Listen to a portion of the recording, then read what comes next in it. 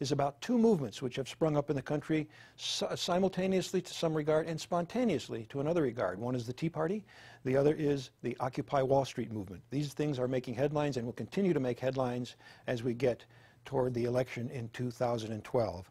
As usual, our debaters are Linda Boyd Coates from the progressive left and Scott Hennon from the conservative right. Should be an interesting discussion. You can pick it up again in the forum on October 30th, where they will write columns on this very subject. So Linda, Scott, have at it.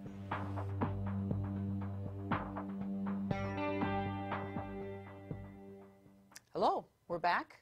And I think this time we're going to talk about what has everybody riled up. I can't remember a time in my lifetime, it's kind of a long lifetime now, where people on both ends of the political spectrum and folks in the middle have taken to the streets.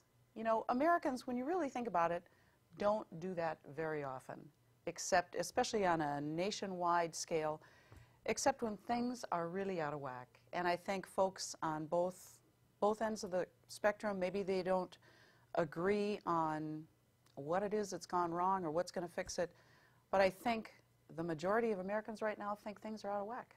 And so the comparison, Linda, is, for instance, the Tea Party movement and folks that would be considered conservative and not liking the direction this country is going are sort of mirroring what's happening now from the left with the Occupy Wall Street movement. Is that your suggestion? It seems to be. I think there are certainly some differences in those two movements, but I think I've been finding myself looking for where do those two movements actually intersect?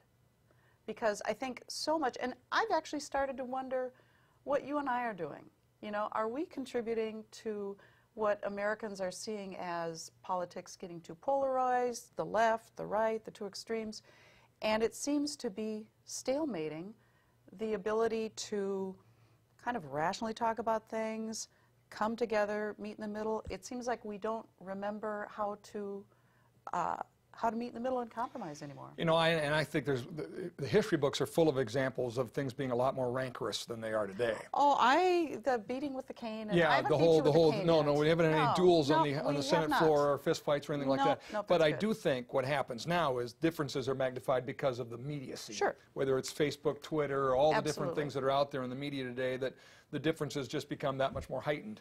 And quite honestly, professional protesters love that. And that's why I might disagree with you in this sense. I think that the two movements, if you will, the Tea Party movement, which I would define as God-fearing, freedom-loving, Constitution-worshiping people, many of whom are protesting, if that's the word, for the first time in their lives. They're very concerned, the parents, grandparents, about, am I going to leave for my kids and grandkids the same kind of country that I was given for my parents and grandparents?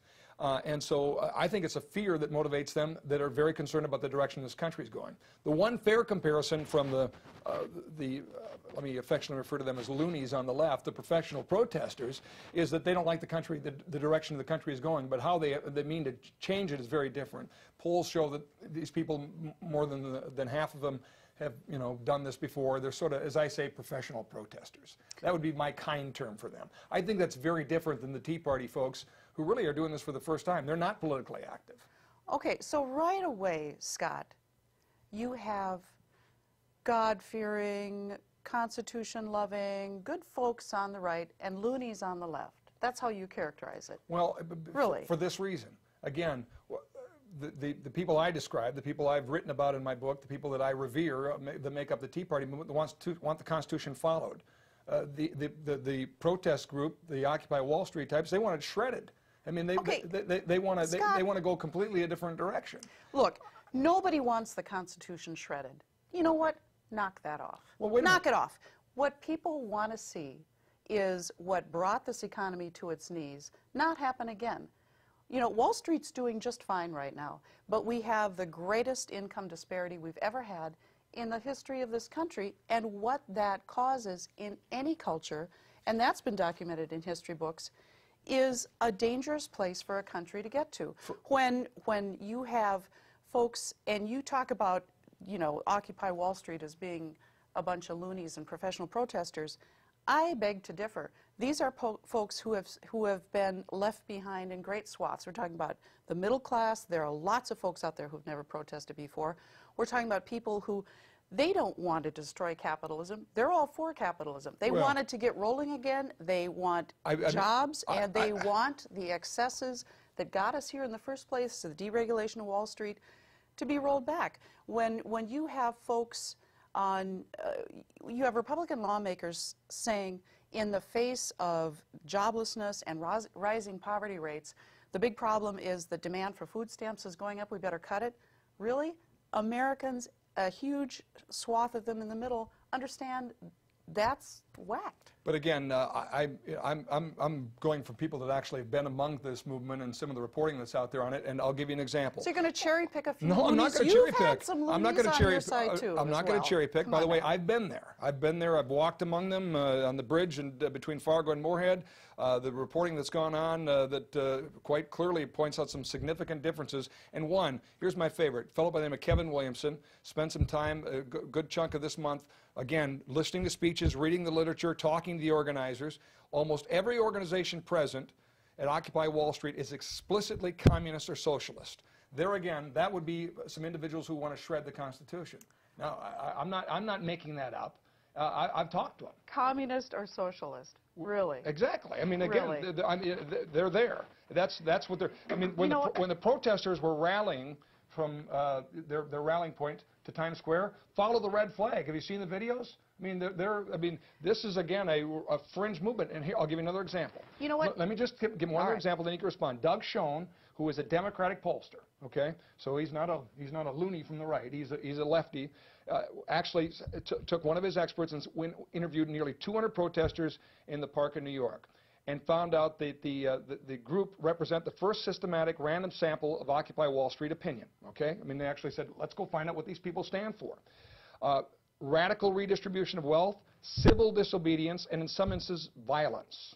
31% supporting violence to advance their agenda. That to me, I'm sorry, Linda, is loony left. All right. I cannot respond to that. I can't, because I think that's ridiculous.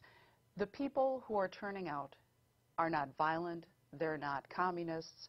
They are folks who actually they are frustrated, they're fed up, like a lot of the folks in the Tea Party. But look, if we're going to just talk about They want more government. They want more government. You know I think the difference is we want less government, they want more government. Okay, you know what, now we can talk about it. Instead of name-calling and picking out the goons on each side. I mean, you know, the people holding the signs that say, get government hands off my Medicare. I mean, we could go there, but let's not. Because every demonstration is going to have some folks that are kind of on the radical fringe, whether it's the left or the right. But what I'm saying is, we're not going to solve it by name-calling. We're not going to solve this by being so entrenched that we can't rationally talk about what's going on. No one wants to. By the way. And guilty as charged on the loony left. All right. However, when I hear 31% of this movement support violence to advance their agenda, I'm sorry. I have a name for that. I don't even believe that. You don't I'm believe sorry. It? Okay. I don't. Right. I don't. I think that's ridiculous. How about 52%? You know what? 98% saying they support civil disobedience to achieve their goals. What do you call a protest?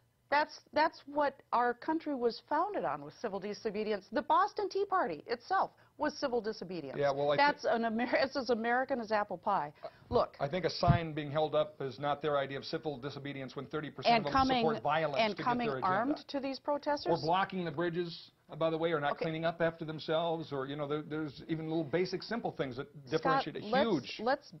Let's drill down into what's really going to solve this, okay? Because the fact that that many Americans have turned out is extraordinary. It's extraordinary on both sides. And unless we can find a way to actually talk about, you know, when you throw out your side wants more government, the kind of government that needs to, that we'd like a little more of, is the kind of control over what has spun out of control that used to be in place. You know, the regulations that used to be in place that would prevent this kind of economic calamity from happening again, yeah, we'd like a little bit more of that. And I think on your side, when we're talking the government actually has caused some of this.